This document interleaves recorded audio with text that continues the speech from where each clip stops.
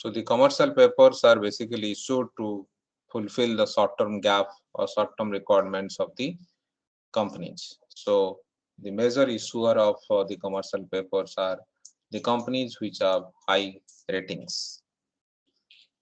So if you see the characteristics of the commercial papers, it can be issued on discount or on a fixed interest rate basis. So there is no such like treasury bills. Whenever we discuss that treasury bills are issued at discount and redeemed at par. But commercial papers can be also issued at discount and redeemed at par, or they can also be issued with a fixed interest rate basis, which can be paid periodically. Okay, and it is a unsecured instrument that already I told you. And normally the commercial paper has a buyback facility. If the company wants, the company can buy back that commercial paper and pay the money to the different investors who have already invested in that particular security. It is a source of short-term debt, highly safe, simple, flexible, and one of the quality liquid instruments. That what basically we can say. So the commercial papers basically is a non-conventional instrument apart from the long-term bonds which are issued by the companies to finance their capital or finance their investments. But whenever we talk about the commercial paper, mostly the use of the commercial paper is to fulfill the short-term gap. So if you talk about the commercial paper market in India, it was introduced in 1990 to enable the highly rated corporate borrowers to diversify their sources of the short-term borrowings, because the company basically borrow the money from the various sources for financing their investments, and the long-term investments by the companies are generally comes from the issuance of the long-term bonds. But whenever we talk about the short-term requirements, mostly this comes from this can also come from the commercial papers market.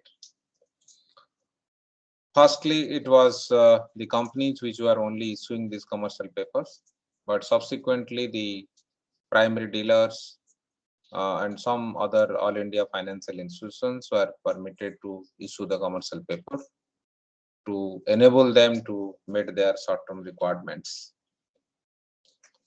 So the corporates, the primary dealers, and the all India financial institutions are eligible to issue these commercial papers in the Indian context. So which are the companies who can issue the commercial papers? We have said that the commercial papers can be issued by the companies which have high credit rating, but there are certain conditions which the companies have to fulfill if they want to issue the commercial paper to raise their short-term capital. First one is their tangible net worth of the company should be minimum 4 crore, and the CPs can be issued in the denomination of the 5 lakhs or the multiple of that. And the fund-based working capital of the company should not be less than 4 crore. And there is no lock-in period for the CPs. Okay, so the companies whose tangible net worth is more than 4 crore, those companies only, and they should have a minimum credit rating. So these particular companies can issue the commercial papers in the Indian market. And if you see that the term to maturity, the maturity period of the commercial papers, this maturity period basically varies between minimum 7 days to maximum 1 year. The commercial papers maturity period is from 7 days to maximum 1 year. and who are those investors who can invest in these particular securities. The individuals like us can invest in commercial papers, banking or companies or banks, other companies, NRIs, foreign institutional investors. They are all basically allowed or can invest in commercial papers market. Okay. So the minimum credit rating should be, if you go by the different credit rating agencies, the minimum credit rating would be P2, which is given by the CRISIL. And if you talk about the ICRA, then it should be minimum A2. The companies whose rating is P2, which is generally the names given by the CRISIL, and or the A1, A2, these are the ratings which are given by the ICRA. So minimum credit rating should be A2 or P2 by the CRISIL or A2 by the ICRA. So these are the different things you have to keep in the mind, that whenever the commercial papers are issued by the different kind of organizations which exist in the Indian context. I'll give you some data which is fortnight basis, generally the data RBI collects in terms of the commercial papers. So if you look at the data that the commercial papers market, all these figures are in terms of the crores. So latest data, if you go by the July 31st, July 31st, 2021-22, that generally the interest rate of the commercial papers market varies between the 3.38% to 12.84%, and generally the 414,982 crore, this much amount of outstanding commercial papers, which are value of commercial papers which are basically traded in that particular segment. So more or less we can say that there is no such trend which is followed in terms of the commercial papers. So this particular instrument is issued, or the investors are inclined to invest in that particular market on the basis of the requirements of the industry, requirements of the company at that particular point of time.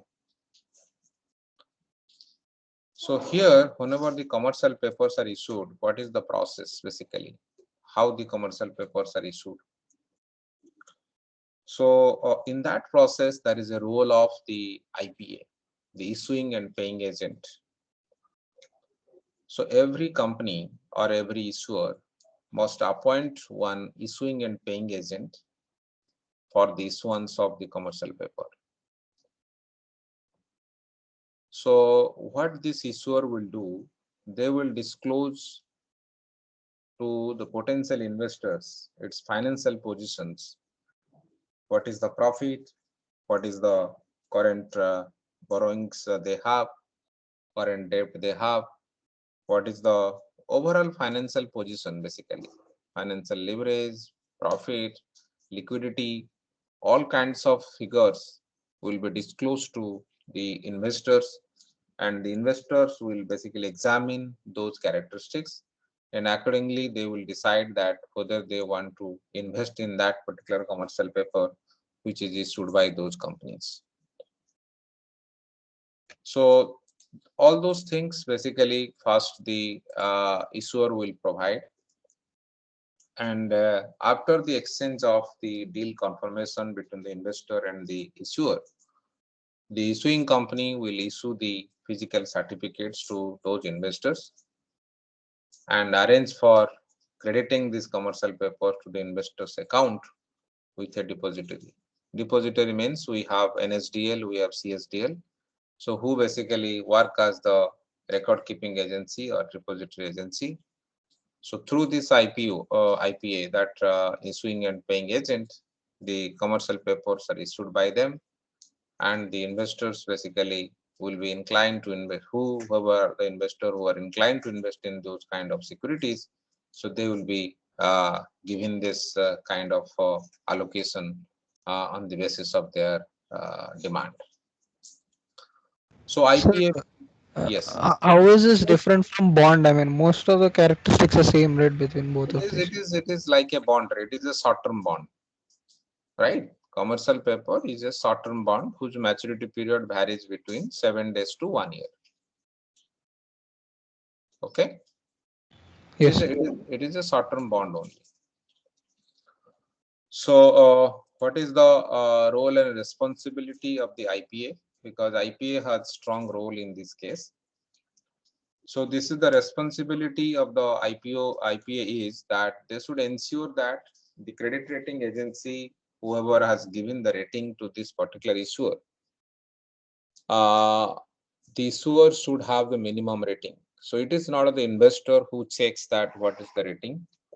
It is the IPA. Basically, they should ensure that the particular company who wants to issue that particular commercial paper, they should have the minimum rating as stipulated by RBI, and the amount which is mobilized through this issuance of CP within this quantum indicated by the credit rating agency for a specified rating or as approved by its board of directors, whichever is lower. So the IPA, first of all, the IPA's responsibility is to check the rating part. Then the IPA has to verify all the documents submitted by the issuer, like their board resolution, the signatures of the authorized executives who are basically entitled to or has the power to exercise this particular option, and all those kind of documents, financial position of the companies and all these things, that has to be checked by the IPA, and it should also certify that it has a valid agreement with the issuer. So the copies of the certificates and the documents verified by the IPA should be held in the custody of the IPA. So whatever documents the company which will provide, those things will be always kept with the IPA, and IPA basically will examine that whether this commercial paper, the company is eligible to issue the commercial paper or not. And once they will check this eligibility, they will basically always play the role in terms of the issuance of that particular security to the prospective investors.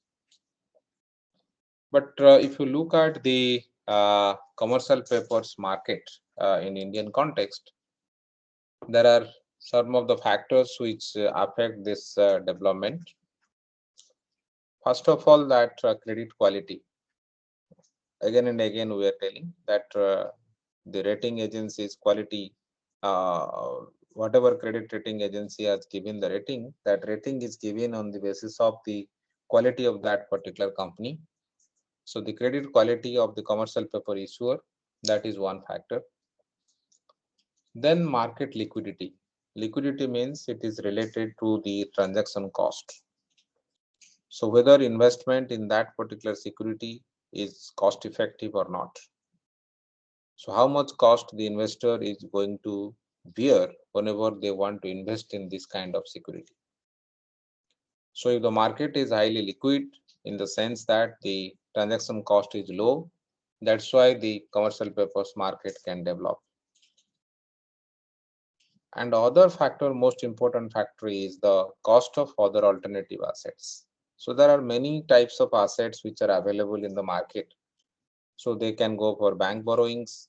The companies can go for borrowings from the bank. The company also can go for the long-term issuance of the long-term debt.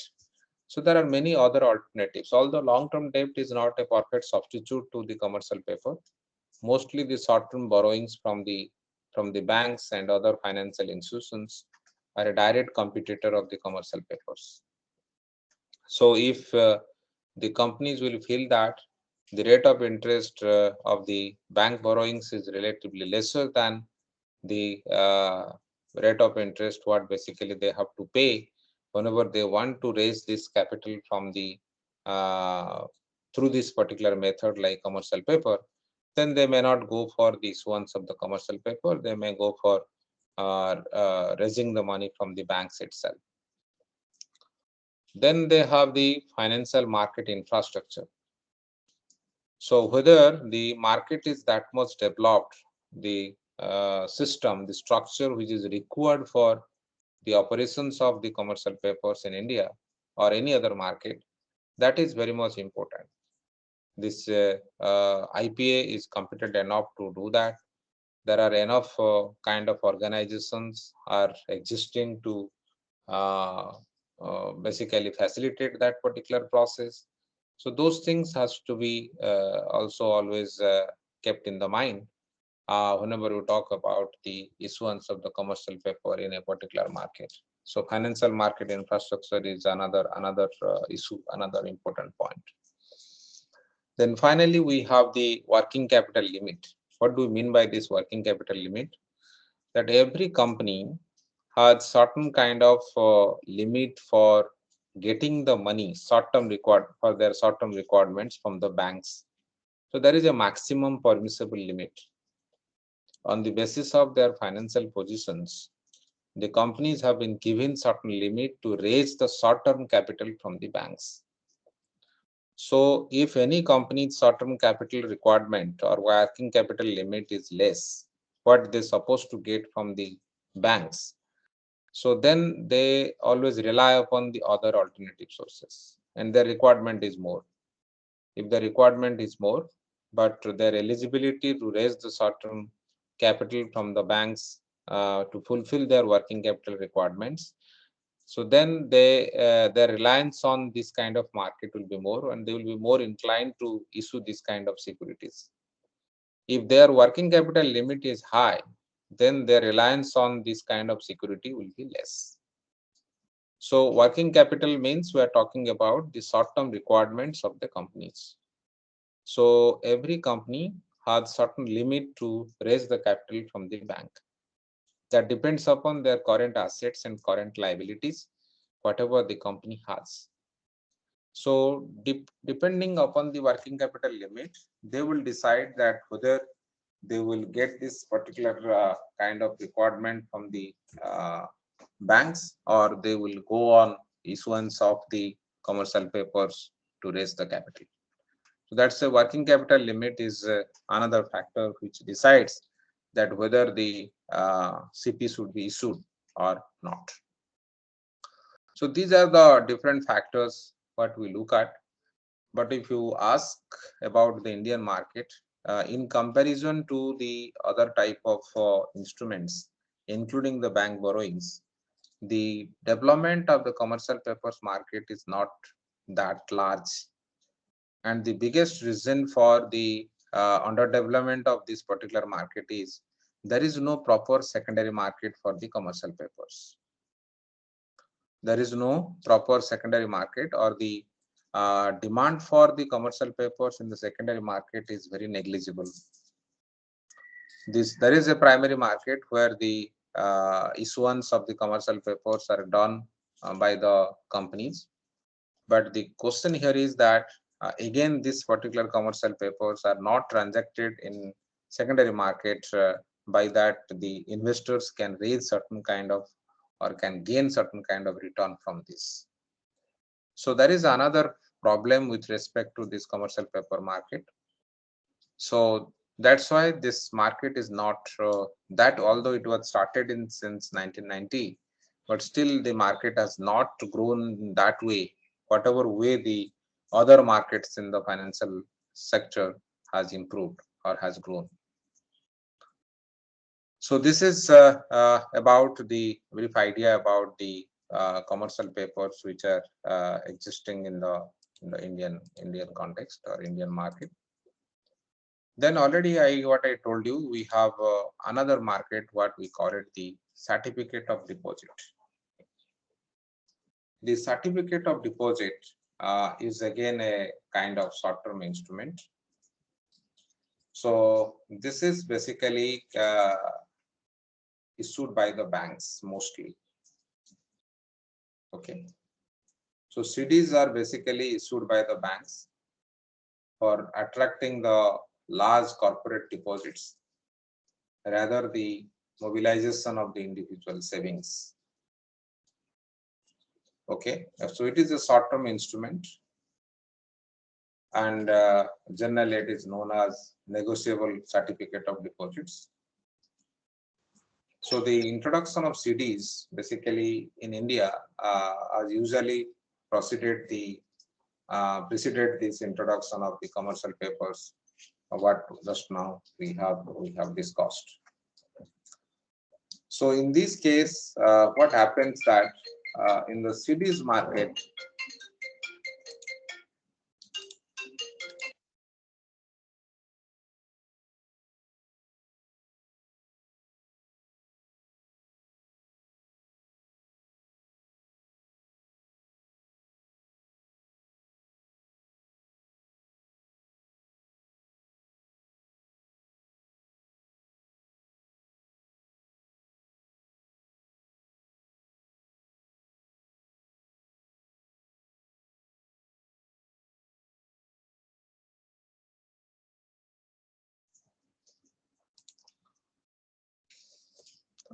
no, Darkari. Okay. So if you look at the CDs market in India, it is subject to various constraints because there is again a lack of secondary market development, and the interest rates were not market driven. Mostly the RBI was deciding the interest rates, and there was no proper regulatory system with respect to the cities, which was the hallmark of the certificate of deposits market since whenever it was started in 1980 to 1987. So then what has happened that in 1989, there is a Bagel committee. They have recommended the introduction of the use of CDs in the larger extent. And their basic objective was to increase the range of money market instruments and give investors a greater flexibility in the deployment of the short-term surplus funds.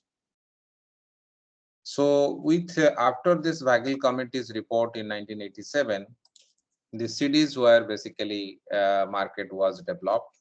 So in today's scenario, if you look at, the CDs are generally issued by the commercial banks, excluding the RRBs, the regional rural banks, and as well as some all India financial institutions are also eligible to issue this kind of instrument. So banks have the freedom to issue the CDs depending on their funding requirements. So minimum amount of CDs should be rupees 1 lakh, okay, or the multiple of that. So CDs can be issued to individuals, corporations, companies, including banks and PDs, NRIs, and all these things. And the CDs which are issued by the banks, their maturity period should not be less than 7 days and not more than 1 year. But if the all India financial institutions will issue the securities like CDs, then their maturity period is relatively longer. That can go up to 3 years. It will vary from 1 year to 3 years. And CDs may be issued also at a discount on the face value. So these are the different developments which have taken place with respect to the CDs market in India. Then if you look at this CDs, what is the basic use of this particular CDs? All the CDs are subject to cash reserve ratio and the SLR, the statutory liquidity ratio requirement. And another constraint is, or another regulation is, the banks and FIIs, the financial institutions cannot grant loans against the CDs. And also they cannot buy back their own CDs before the maturity. The CPs have a buyback facility, but the CDs don't have the buyback facility. And if somebody is holding a CD, against this particular CD, they cannot grant the loans, or the CDs cannot be used as a collateral to get the loans. And CDs can be transferable by endorsement and delivery. Let you have invested in the CDs, you can transfer that CD from one individual to another individual. Okay. And RBI can change these regulations for issuance of CDs with respect to the maturity period, minimum size of this particular CDs, and denominations from time to time. They can always modify that. The mutual funds recently are allowed to invest in CDs with a certain limit, which is fixed by the SEBI, because the mutual funds are largely regulated by the SEBI. So SEBI can provide certain guidelines that in terms of the investment in the CDs market. So these are the different kind of observations we can get it from the CD market point of view.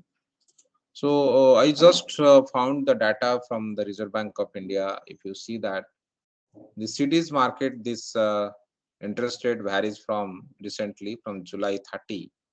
It is 4.05% to 4.85%, and 64,304 crore total outstanding CDs which are existing or which are available in the Indian market now. So the interest rate also, if you look at, it is not that lucrative in that particular sense. So that's why this importance of this market.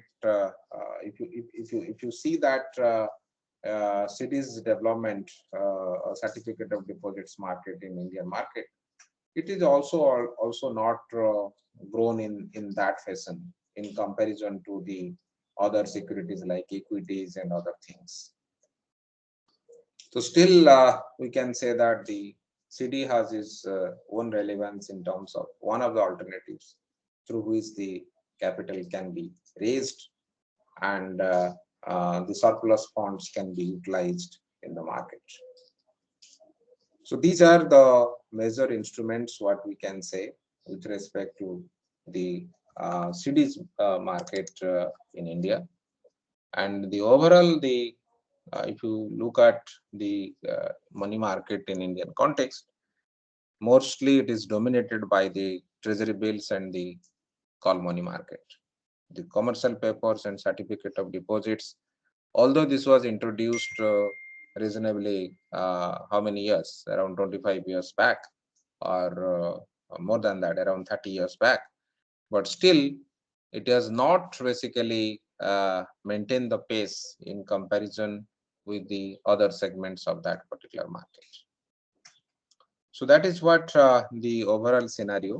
So these are the instruments you can keep in the mind which are available in the money market, and those instruments are useful for maintenance of the or maybe to fulfill the gap of the short-term requirements of the companies and other financial institutions who are participating in this particular segment. Okay, so the other market which is related to this, already some of you have raised that question, that whenever we talk about the CDs market or the commercial papers market or any other money market segments, so all those markets generally deals with the short-term securities, where here we have seen the maximum term to maturity is up to 3 years. In one segment only, it can go up to 3 years, but largely this market is concentrated up to the maturity period of 2 year only. Sorry, 1 year only. So the maximum instrument which are traded in this particular market, these are go up to this 1 year maturity period. So it starts from 1 day overnight market like your call money market, and it can go up to what we can say this 1 year in most of the cases, but in some of the cases it can only go up to 3 years. Then the most important segment of this particular market, financial market in particular, That is the bond market. Because anyway, we are discussing about the bond market only, but this bond market is basically a short-term bond market. But in general, whenever we talk about a bond, the bond is by character, the bond is a long-term bond market. By definition or by character, whenever we talk about a bond, the bond is generally always described as a long-term instrument. Although there are short-term bonds, but the importance always given to the bond market with respect to the short-term bonds. So after analyzing this, what we can say, this short-term bond market, which is a part of the money market or money market instruments, we can move towards the long-term bond market. So what exactly the long-term bond market is, and what are the basic features of a long-term bond? Already all of you know. Is it visible to you, this PowerPoint? Yes, sir. Yes. Okay, thank you. So if you look at the bond, this whenever we picturize a bond basically pays a fixed amount of interest periodically, what we call it the coupon. And at the end of the maturity period, it gives you a certain amount, what we call it the principal or the par value of the bond, which will be mentioned from the beginning. So if you define a bond characteristics, if you look at a bond, what are those things involved with respect to a bond? The bond basically has some intrinsic features, and there are different types of bonds, different type of issues. And there is an indenture provision. That provision is basically related to the legal documents. It is the basically agreement between the investor and this issuer, who is issuing the bond and who is investing in that particular bond. So if you look at the intrinsic features of a bond, what these intrinsic features of a bond are? First of all, I told you that whenever you talk about a bond, there are majorly four things come to our mind, come to our picture. One is your coupon. It is basically interest rate which will be mentioned against this par value. Let the bond's par value is 1,000 rupees. Let coupon is 8%. And let the coupon will be paid annually. So then every end of the year, you will be getting 80 rupees from that particular bond. 8%, which is mentioned. And the coupons are basically paid on the basis of the par value of that particular bond. So coupon is one feature. A particular bond should have a coupon. Then it will have also the term to maturity, when the bond will be matured. There are two types of bonds you can observe, but mostly always in the market we look at only one type of bond, that is a single maturity bond. But there are also the series of the maturity dates. So there is also another type of bond which is available. So what do you mean by this serial obligation bond or the series of the maturity dates? Here, let the maturity period is around 20 to 25 years. So each maturity is a subset of the total issue. And that means it is not a single bond.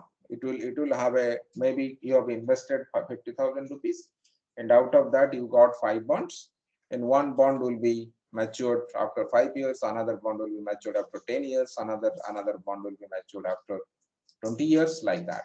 So mostly it is not traded in Indian market, but in US, the municipal bonds are basically the serial obligation bonds. In the US market, if you look at the municipal bonds, the municipalities are basically generally issue these serial bonds in the US market. Then the bond will have a par value that already I told you, which basically you will be receiving if you are holding the bond up to the maturity. Then bond also can be characterized on the basis of the ownership. So there are two types of ownership what we can observe. One is your bearer bond and another one is the registered bond. So what is the bearer bond? So in the case of the bearer bond, the holder or the bearer of this particular bond is the owner. Okay. So the issuer, basically who has issued this bond, don't keep any record of ownership. So interest from this particular bearer bond is obtained by the clipping the coupons which are attached to that bonds and sending them to the issuer for the payment. So they have basically, they don't keep the record who is basically holding that. So they provide certain kind of coupons to them from the beginning, and the owner of that particular bond or the investor of the bond send this particular clips to, or the kind of receipts to that particular issuer, and the issuer pay the coupon to them. But if you talk about the registered bonds, so in the registered bond case, generally all those records about that particular bond, who is the investor, what is the maturity, and all kinds of things, that record will be maintained by the owner, and the interest and the coupons which has to be paid, that is the responsibility of the bond issuer to pay that thing to the investor in the periodical basis. So if you look at this, then most of the bonds which are issued by our companies or other financial entities, so these are basically the registered bonds.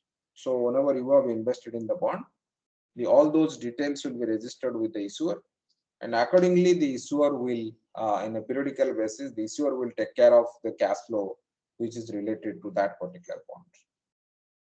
So that is basically, we can say that the bonds can be classified theoretically. There are two types on the basis of ownership, but largely if you look at the bond market, mostly it is concentrated with the registered bond only. So then the bonds also can be divided on the basis of two parts. What you might have read in the newspaper and other places, they use this word senior bond. So what is the senior bond? The senior bonds are basically backed by the securities. They are backed by the a legal claim or some specified property of the issuer in case of the default. So if the company has issued the bond and you have invested in that bond, but any case if the company is not able to fulfill their obligations in terms of the payment of the coupons and other kind of cash flow which are involved, so then there is some kind of assets or some kind of legal claims which are basically will be backed against that particular security. But if there any default, then that thing will be paid from that only. Then we have an unsecured bond, generally the debentures. They are only this backed by the promise of the issuer to pay the interest and the principal on a timely basis. Okay. So that means those kind of bonds, there is a possibility of the default also. So if there is any default, then this bond investor cannot do anything. They have to rely upon this particular company, and they will always try to invest in that particular bond expecting certain return from this. So there are two types of bonds. One is basically the secured bonds, and another one the unsecured bonds. That actually you have to keep in the mind. Then we have the indenture provisions. It is nothing but the contract. It is the contract within the issuer and the bondholder, which will specify the issuer's legal requirements. And generally a bank or a trustee, generally trustee is a bank, which acts on behalf of the bondholders, which ensures that all the indenture provisions are met, all the legal requirements are met, including the timely payment of interest and the principal. That means it is basically the agreement or the contract between the issuer and the bondholder.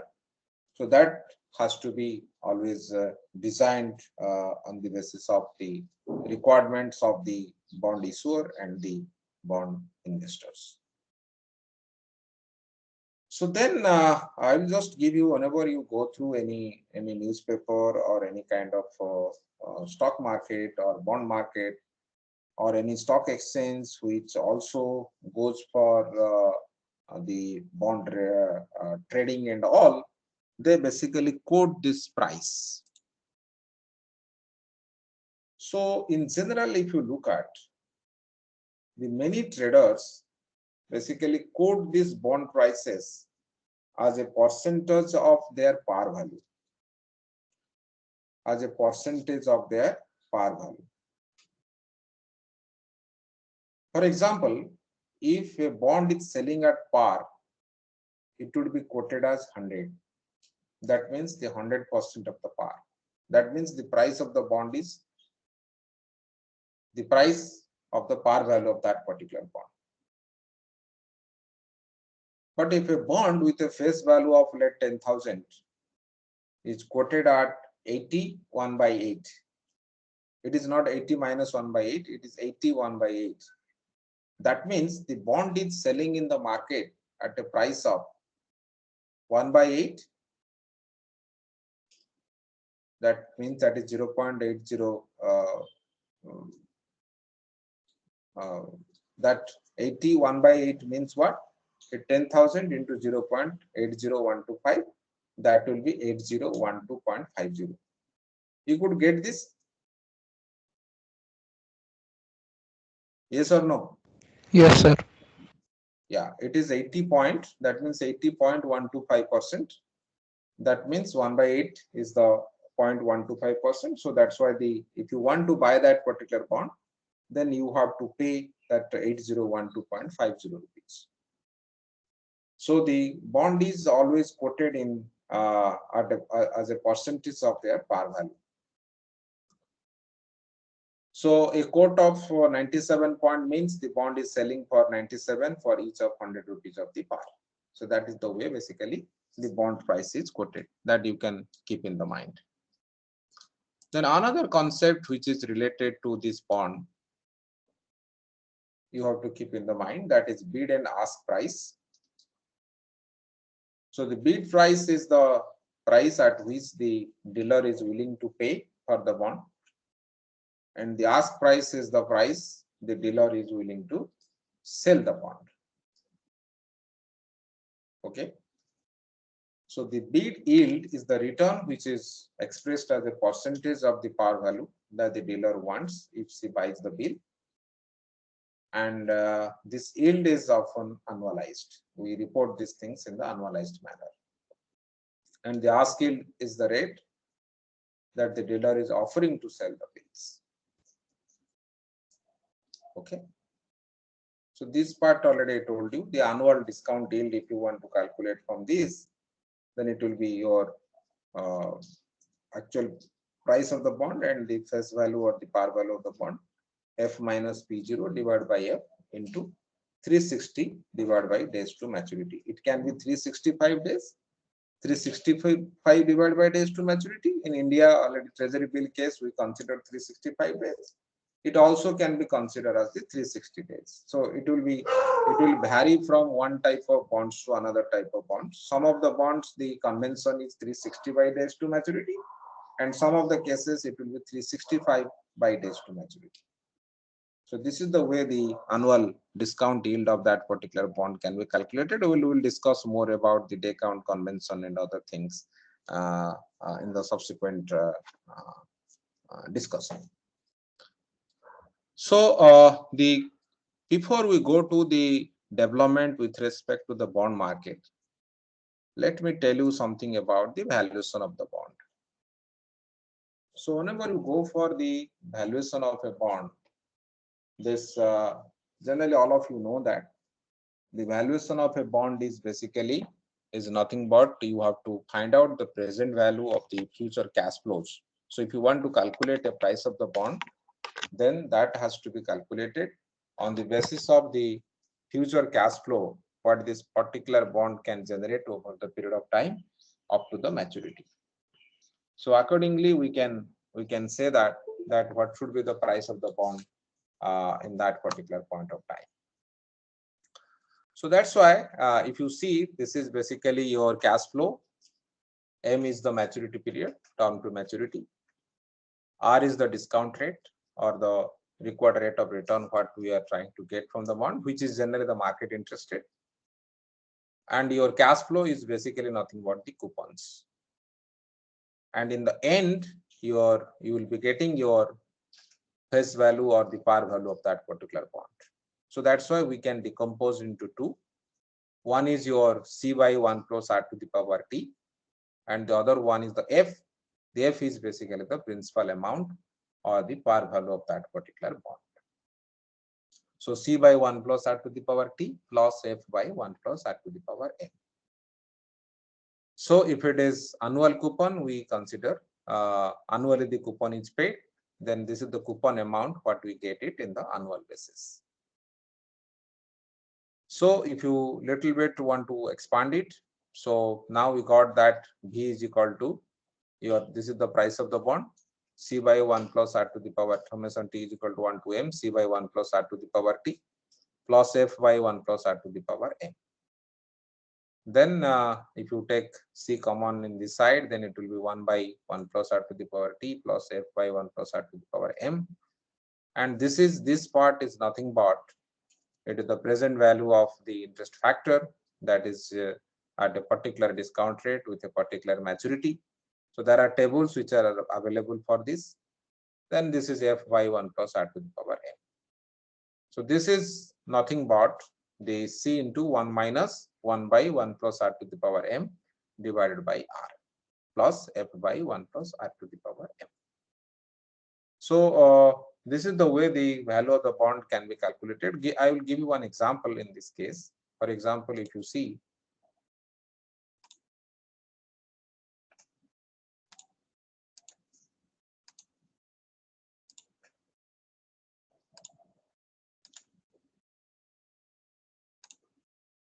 Sir, the term F by 1 plus R whole par M will be the final principle that we'll be getting, right? yeah, principal what you will be getting, and M Sir, is the but maturity. Yes. from the mathematical equation, it is like if M increases, that value decreases. How is it possible, sir? No. You are calculating the present value of that particular bond, which will give you this much money at the end of certain periods. What is the price of the bond? It is basically the present value of the cash flows. Are you getting my point? If your interest rate increases, then the value of the bond goes down. If interest rate increases, then the value of the bond goes down. Value of the bond goes down means it is the market price of the bond or that particular point of time is less. You got my point? Yes, sir. So if you see this, is the whiteboard visible to you? Yes, sir, it is. Yeah. I will give you one example. There is a bond. The maturity period is 10 years. The maturity period is 10 years. You note down. And annual coupon is let 9%.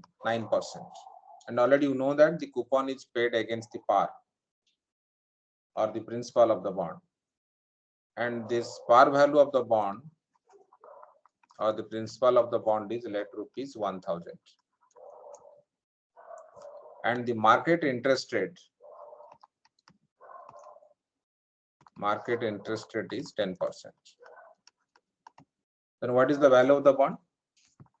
You tell me, I will write. What is the V?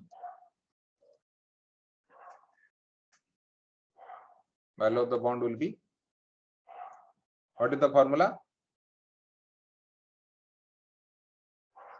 It is T is equal to 1 to M C by 1 plus R to the power T plus your F by 1 plus R to the power M. So what is the C here? 900. Sorry, 90. 90. It is the 10 years maturity, then T is equal to 1 to 10, C is equal to 90. Divided by, what is R? 0.1. 0.1. Then it is 1.1 to the power T plus F is equal to 1000, right? Then 1.1 to the power, what is M? 10. 10. So you can use directly that formula. Your C, your 1 minus 1 by 1 plus R to the power M divided by R plus F, your F by 1 plus R to the power M.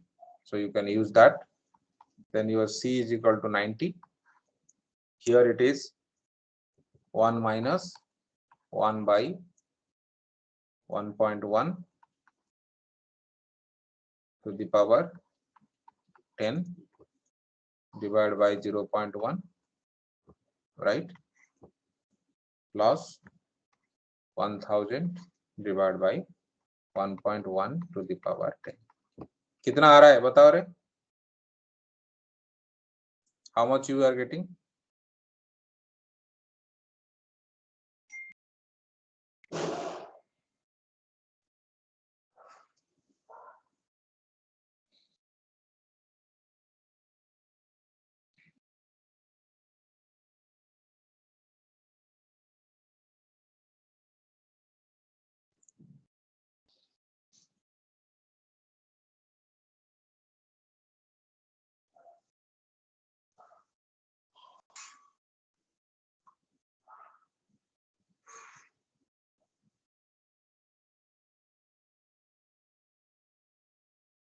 So 938 RS.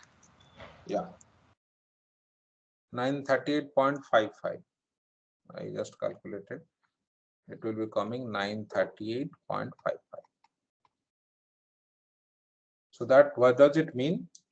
If now the price of the bond in the market with this feature is 938.55.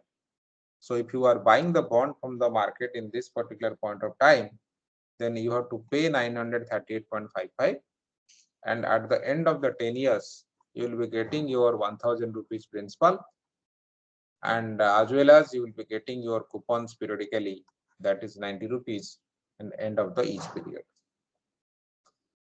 So that means to calculate this market price of the bond, generally what we call it the value of the bond, we generally use this calculate this present value of the cash flows what we are going to receive from that particular investment. Okay, but now if I will tell you that let the coupon is paid semi-annually, let yes, let the coupon shouldn't it be 11?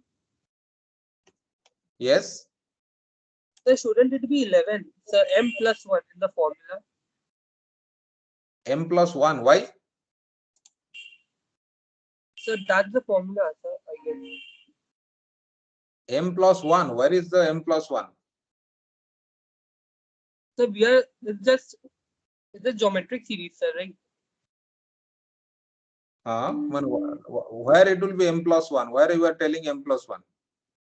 So into 1 plus r to the power m plus 1. Why? Why?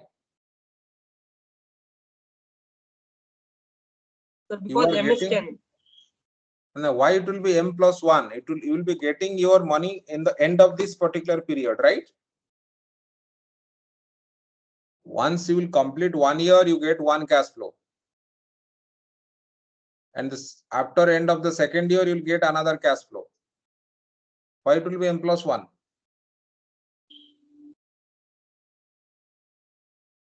Array.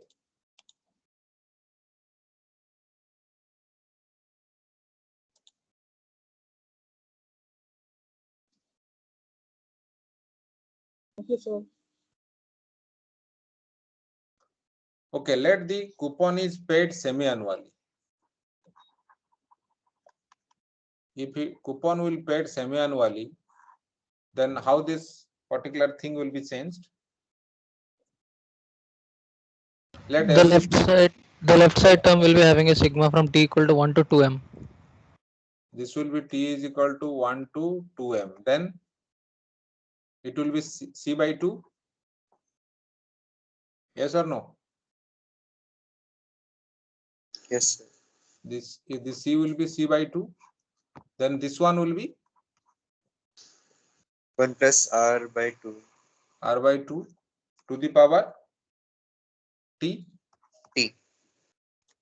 plus your f by 1 plus your r by 2 to the power, it will be 2m or m? It will be also 2m. Yes. So in this case, whatever example we have taken, so now your c by 2 has become 45. Your r by 2 has become 0.05 and your 2m is equal to 20 because it's 10 years. So now you see the value, then this will be 45 into 1 minus 1 by 1.05 to the power 20 divided by 0.05 plus your 1000 divided by 1.05 to the power 20. कितना आ रहा है बताओ? Sir, here we are still assuming that C and R are annually calculated, right? I mean, those values are given annually on an annual basis. Yeah, data is given annual basis, but the coupon is paid semi-annually. Yes, sir. Generally, this whenever they report this bond data, quotations will be given or the characteristics will be given. Mostly, this data are always reported annual only. But there it will be mentioned that whether the coupon will be made annually or quarterly or monthly, whatever things will be mentioned, that will be mentioned there. But the interest rates and all these things will be reported on the annual basis. You got my point? Yes, sir. So what is the value you got? Sir, I had a doubt. Yeah. Sir, like in this formula, why are we using f by 1 plus r by 2 to the power 2m instead of f by 1 plus r to the power m? Because every 6 months this money is basically again discounted with respect to that interest rate. So now your 10 years were there, now it has become 20 years. Sorry, 20 half years. Right? So then this period basically has become not 10, the period has become 20. Okay, sir. So how much you got? 937.68. Yeah, 937.68. You find little bit difference. Why that difference is there?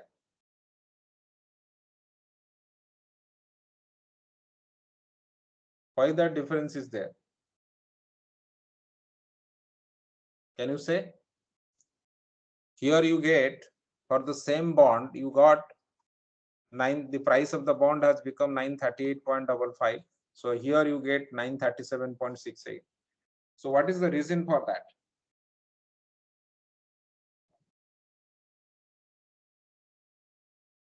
Anybody? Little bit difference, not much difference, but still there is a difference.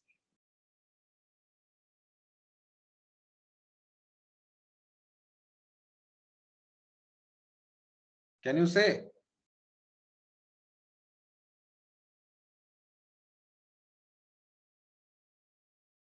Yes?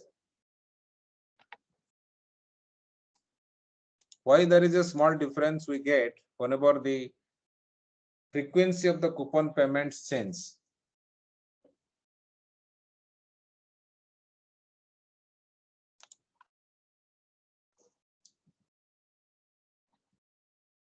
Who can sell?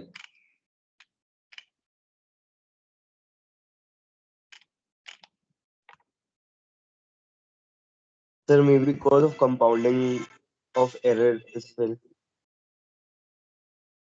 Okay, I'm not expecting the answer immediately. You just think of and find out the answer and tell me in the next class. Is it okay?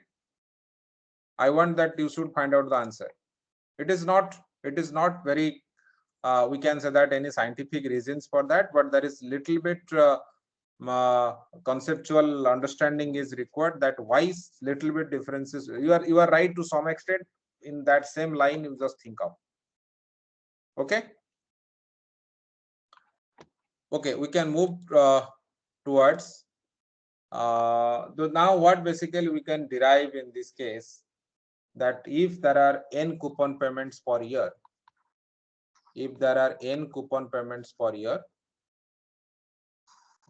so then this already, as per our understanding, we can say that your value of the bond will be your C by N, then 1 minus 1 by 1 plus R by N to the power Nm divided by your R by N plus your F by 1 plus R by N to the power Nm.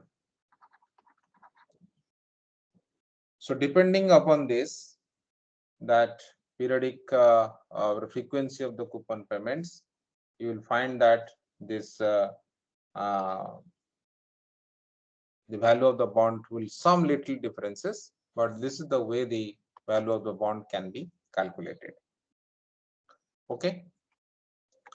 But now the question here is that what basically I'm trying to say, that whenever we go for the bond, there are different kind of compounding frequency basically we use, or there are certain concepts which are related to that. So what does it mean? What do you mean by that? What do you mean by the compounding frequency? Can anybody tell me? If we were talk about the compounding frequency, so for example, if your interest rate is 10%, and we can say that this particular interest rate, which is annual, this annual rate is compounded with one annualized compounding, where we get 10% in every year. Then if you are investing 100 rupees, then that 100 rupees after 1 year will become 110 rupees. Okay. But if you go for the semi-annual rate, there is a semi-annual compounding. There is a semi-annual compounding. If there is a semi-annual compounding, then you will earn 5% in every 6 months. Sir, for that answer that you asked, that if we do like if the frequency of compounding changes, then the amount is changing, because when we apply compound interest, then it depends on the previous, like what we have in total. Previous cash flow what you got, right? Yes, sir. So when frequency is changing, then the subsequent cash flows are changing. So when we'll compound, then that value That will will have the change, impact even if on the, this. It will have the yes, sir. impact on this. Okay, good, correct. Okay, the semi-annual compounding, if you say in this case, then the 5% you are getting every 6 months. Then if you have invested 100 rupees, then your 100 rupees will grow to how much after 1 year? You have invested 100 rupees. and there is a semi-annual compounding, and there is annual 10% interest. That means 5% in every 6 months. Then after 1 year, how much you will get? 115.5. 110.25, I guess. Yeah, 100 into 1.05 to the power 2. Am I correct? Yes or no? Yes, Yes, sir. sir. So that will be, you are getting 110.25. So if you are compounding monthly, let's monthly compounding you are making, then how much you will get after 1 year? How will you get it? You tell me the process only. 100 into 1 plus 10 by 12 whole power 12. Okay, good. It is 100 into 10 by 12 to the power 12. It will be a little bit higher. 100, let me calculate. 100 and कितना आ रहा है? 110.47. Is it correct?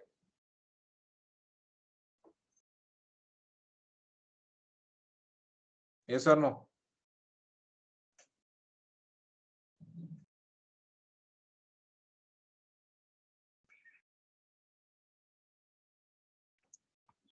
If you go for Delhi, then it is same thing.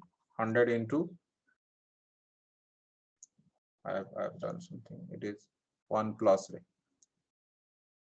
So 111.22. 111.22. No, sir. It is actually 100 into 1 plus 1 by 120 whole power 12. By 100 but भी करना है ना, sir. 100 into 1 plus 1 by 120 whole power 12. Because by 100 also, I mean, there 1 plus 10 by 12 whole by 100 should also be there, right? Because it is a percentage. Better है आप 10% है ना रे 10% divide by 12 कितना Yeah. हो रहा है 1 by 10%. 120. That will be 1 by 120. हाँ that will be it is a 0.8333 It will be है ना? 110.47, sir. The output will be 110.47. 110.47 right. So Riyansa कौन Yes, आंसर दे sir. रहा था? तुम आंसर दे रहे थे 111 कौन बोला? So मैं ही बोल रही थी. अभी पता चला? Yes, It will sir. be, Yes, sir. it will be 100 into 1.00833 Yes, sir. to the power 12, right? Then it will be 110.47. So if like that, if it will be Delhi also, accordingly you can divide 10% divided by your 365 to the power 365. That way you can calculate it. Okay. So there is another concept we also use in this case, that is called effective rate. That is called the effective rate. What is effective rate? The effective rate is basically a kind of rate which includes the reinvestment of the interest. So that means your effective rate will be, I can write here in the formula wise, it is your rate of interest, annual rate of interest. Let I can write RA divided by N. Okay. To the power 1 plus RA by N whole to the power N minus 1. Okay. And this RA is basically your simple annual rate. This is a concept only, you just keep in the mind. This is 1 plus RA by N, then whole to the power N minus 1. That is the way the effective rate we can calculate for a particular kind of bond. Okay. Sir, in this case, actually, when we are making it from annual to semi-annual and then to monthly, we see that the valuation of bond is increasing, right? But in the previous case where we made it from annual to semi-annual, I guess No. the Value bond of the will bond, increase. value of the bond will not increase because you are going backward. Here we are going forward. You are investing 100 rupees. So if you are investing 100 rupees, then after 1 year, how much you get? If it is semi-annually compounded, you are getting 110.25. But whenever you are going for the monthly compounding, you are getting 110.47. But whenever you are calculating the value of the bond, basically what you are trying to calculate, what is the value of the bond if you are going to get 1000 rupees after 10 years. Are you getting my point? Yes, sir. It is the current price. I got it. It is the current price. So in that case, it will go reverse way. Got it? Yes, sir. I got it. So then we have another concept we have that is called the, already you know this, I'm just revising these things for you. That is called the continuous compounding. There is a possibility of the continuous compounding. Whenever we go for the derivatives, you will find that in many cases, only the continuous compounding concept will be used in that case. When the compounding basically becomes very large, we generally approach towards this continuous compounding.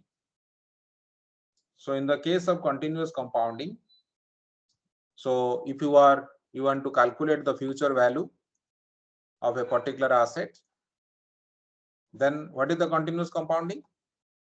The future value will be, let you have invested a amount.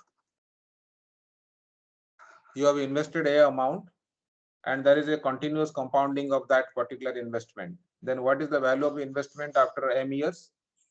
Can you tell me? A into 1 plus R whole per m. AE to the power RM. Am I right? Is it correct? Yes. AE to the power RM. So it is a value. Shouldn't it be 1 plus R whole per m? Shouldn't it be like that? No. It is AE to the power RM only. So what is the value of E generally? You remember? 2.7. 2. Actually it's 2.71828. So that is the value of the E. So if what example we have taken, if the 10% was the rate, annual rate, and with a continuous compounding, if you consider, then it will be 100. If you have invested 100 rupees, then it will give you 100 e to the power RM means 0.1 into 1. That will give you 110.52. 110.52 if it is continuously compounded. Previously, we are getting only 110, but if it is annually compounded, but if it is continuously compounded, then we are getting 110.52. So on the basis of the compounding, we can always find that there is a difference. So if you want to calculate the present value of the future receipt, the present value of the future receipts, then how much you get with continuous compounding? Already we have written, your FV is equal to A to the power RM. Then what is the A? A is nothing but the present value of that particular investment. Then it is FV divided by e to the power RM only. Or you can write FV e to the power minus RM. So in this case, if you are, for example, if your R is equal to 0.1 or 10%, there is a bond which is paying rupees 100 2 years from now. 2 years from now. Then what is the current value of that bond? What is the current value of that bond? Tell me. You assume the continuous compounding.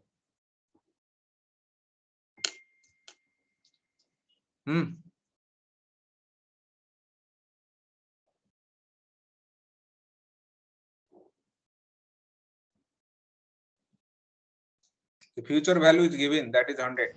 81.87. 81.87. You'll get it, your 100 e to the power minus 0.1 into 2. That is 81.87. Okay.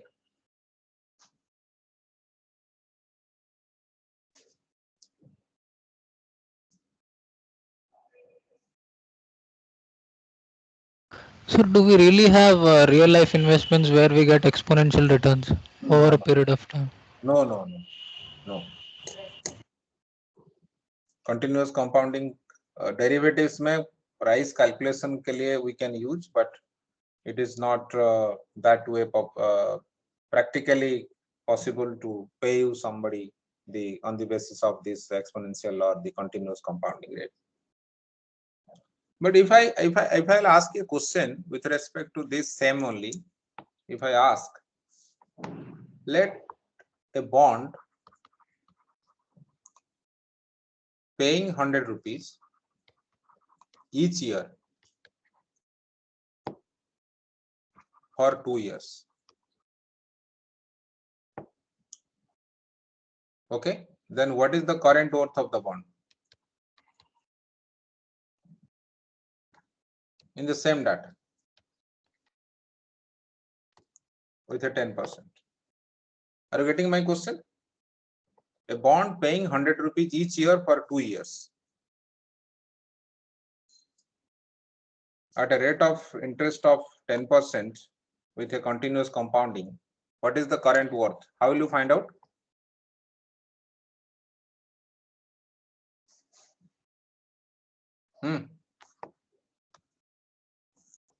The coupon value will be 100. No.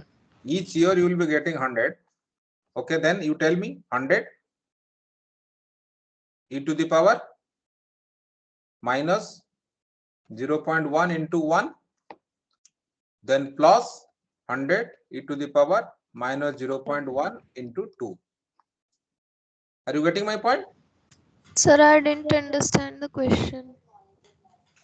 Let there is a bond which will basically will be paying 100 rupees each year for the 2 years period. Right? There is a bond which is paying 100 rupees each year for the 2 years period. Then what is the current worth of that particular bond? What is the current means present value of that particular bond at this particular point? You got my point? Here, what is the question? 100 rupees you will be getting after 2 years. Then how much money you are basically going to invest if your interest rate is 10% and this it is continuously compounded? Then you said that you have invested 81.87. But in this question, what I raised, that a bond which is paying 100 rupees each year for the 2 years. And what is the current worth of the bond? That means the 100 rupees has to be discounted 2 times. So at the end of 1 year and at the end of the second year. So for Yes, sir. for the first year, it is 100 e to the power minus 0.1 into 1. Then it is plus 100 e to the power minus 0.1 into 2. That is what basically what I was trying to say. Let me give you, ask you another question. So there is a continuous compounding. There is continuous compounding.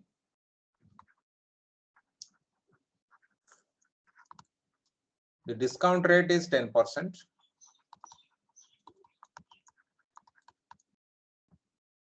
Maturity period is 10 years. Okay. Coupon is 9%. Same example, whatever example we have taken before. and the par value of the bond is 1000 rupees. Then what is the value of the bond?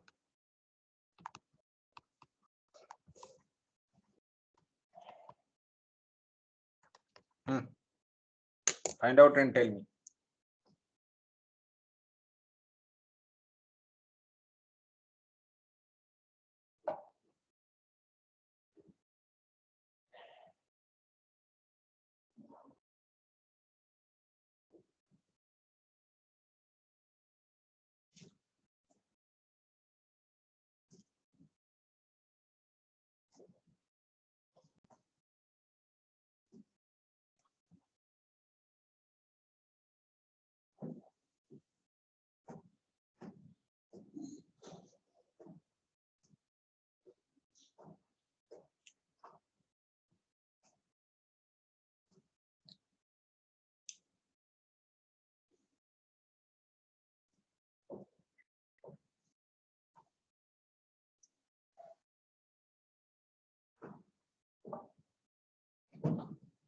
Are you doing it?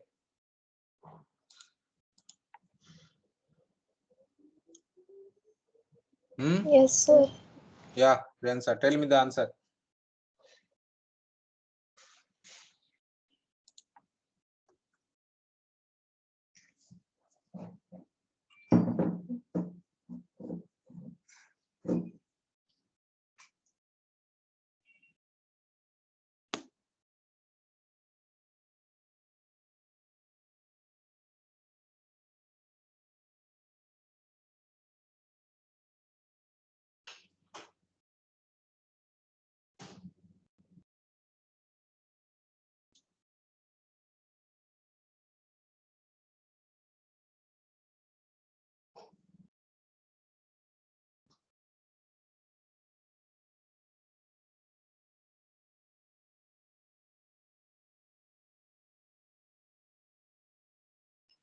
Sir, 1553.01. अरे par value of the bond is 1000. तो current value of the bond कितना होगा?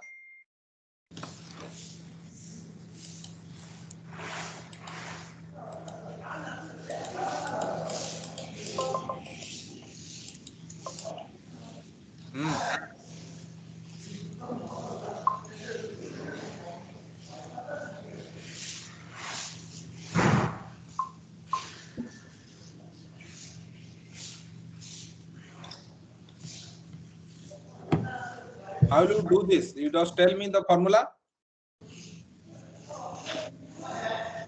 The value of the bond will be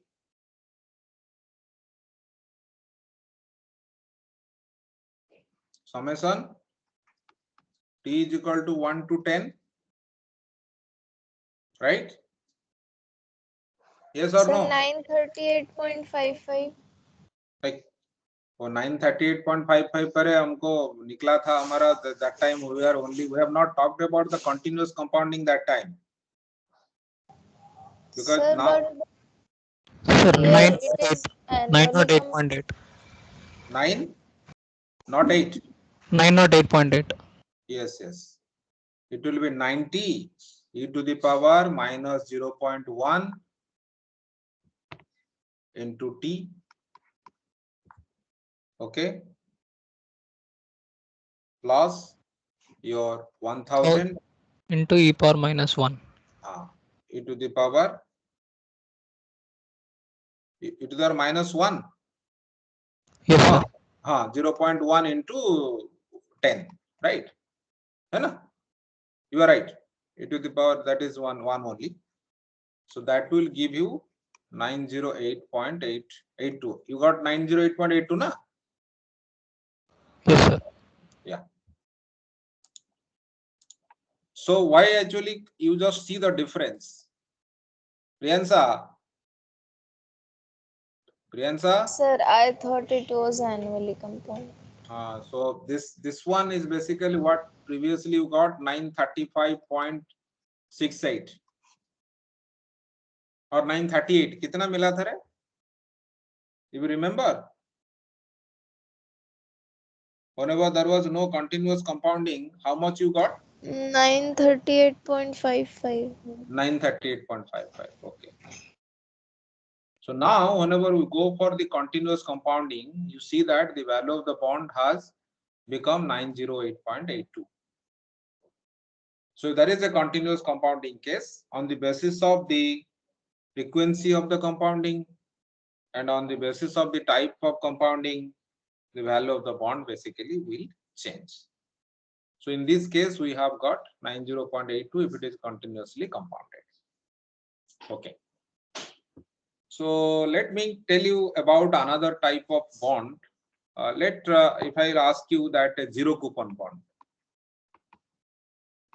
So what is zero coupon bond? C equal to 0. C is equal to 0. That means there is no periodic coupon payments, right? No periodic coupon payments. Okay. So if you want to calculate this value of a zero coupon bond, I will give you a kind of example. There is a zero coupon bond whose maturity period is 10 years. Maturity period is 10 years. Okay. And after the maturity, it will give you 1,000 rupees. Then your discount rate or interest rate is the 10%. Then what is the value of the bond? Value of this zero coupon bond?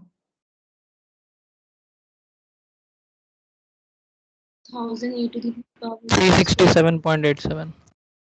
No, I'm not talking about continuous compounding. That it is not. So 385.54. Yes, it is. How you got this? That means coupon part will not be there. Only the last part will be there. Yes, sir. 1,000 1000 upon 1.1 to the power 10. to the power 10. Yes. It is 385.54. Right. If it is,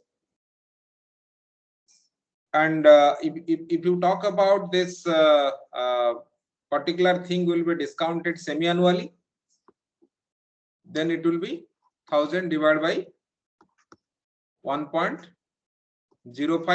to the power 20. And that will give you little bit lesser value. That is 3. कितना मिल रहा है देखो? How much you are getting? 376.89. 376.89. Now, if I will ask you a different question, this discussion will be the last topic, but let you are going to go for a valuation of a zero coupon bond whose maturity period is less than 1 year. The maturity period is less than 1 year. I will give you a data. On March 1st,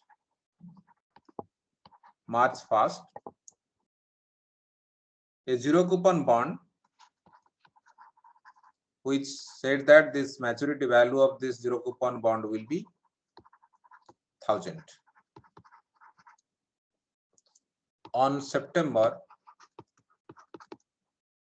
1st, and the annual interest rate or discount rate is 8%. Then what is the value of that particular zero coupon bond now?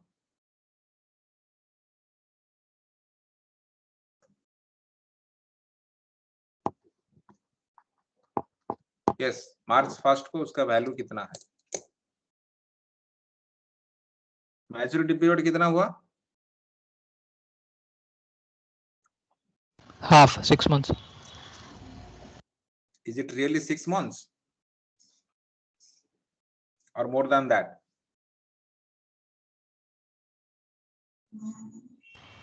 It is 6 months. Sure. You tell me about on the basis of the days.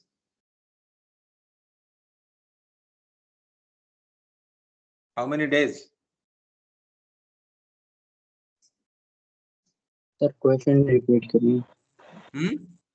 Sir Not एक बार फिर question बताइए। I didn't get. You are not audible. Ray. Hello, sir. Please repeat the question. Hello, hello. हाँ बोलो Divansh. Clear नहीं है रे. बोलो क्या बोल रहे हो? Repeat the question. Okay, a bond. There is a zero coupon bond, which was issued on March 1st, and which has promised to pay 1,000 rupees on September 1st. So 184 days. 184 days. So what will be the value of that particular bond? So your period will be 184 days.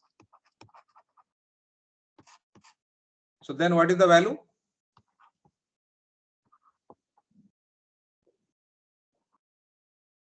Now you tell me.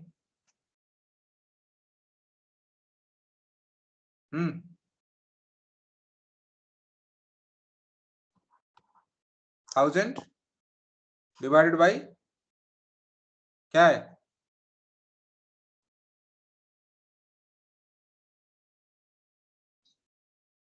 बताओ. 1 plus 8 by 100. 1.08. Yeah. Whole to To the the power power 184 by 365. 184 by 365. Okay. So this particular choice of the measurement of the time. No, sir. How is it this? It would be 0.08 upon 365. 0.08 upon 365. Why? Sir, it is given annual rate. We want rate for per day. तो वही तो same हुआ ना. और day में कितना मिलेगा? 184 days में कितना मिलेगा? Yes, sir. Yes, sir. Right. है ना? This is coming is 1.08 to the power 184 by 365. So that means what basically I was interested to tell you, that the choice of the time measurement used in the valuation of the bonds is basically called the day count conventions.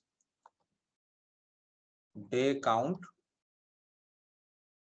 convention.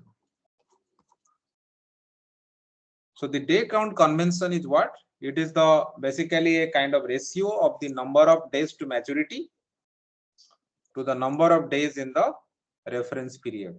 That is the year. Reference period is the year, and your numerator is basically the number of days to the maturity. So in this case, we have maturity period is 184 days, and we have considered day count convention 365 days. So there are two types of day count convention. One is the day count convention can be actual by actual. In this case, we have taken that is 184 by 365. It is called the actual by actual. And some cases, some of the bonds which are basically use the day count convention, they always consider that 30-day months to the maturity. 30 days period they consider. So in this case, it may be from the beginning what he was telling, that is 180 by 360. So in the numerator, they consider it is 360. Every month it is 30 days, and 12 months mean 360 days. So the day count convention also has the impact on the value of that particular bond. So whether it is actual by actual or whether it is 30 by 360 days convention, what we call it, that means it is the 6 months mean it is 180 days divided by the 360 days. That also what we can always consider in this particular case. Okay, this is what basically some of the concepts with respect to the valuation of the bond, and there are other relationships and how the value of the bond, coupon, and as well as the par value, maturity period, and what is the bond volatility, what are the different yield concepts related to durations, convexity, what is the bond strategy, all these things that we'll be discussing gradually. So this topic we can stop here.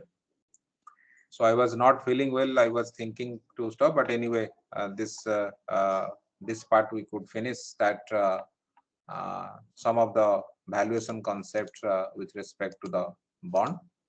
So we'll be discussing about the different bond characteristics and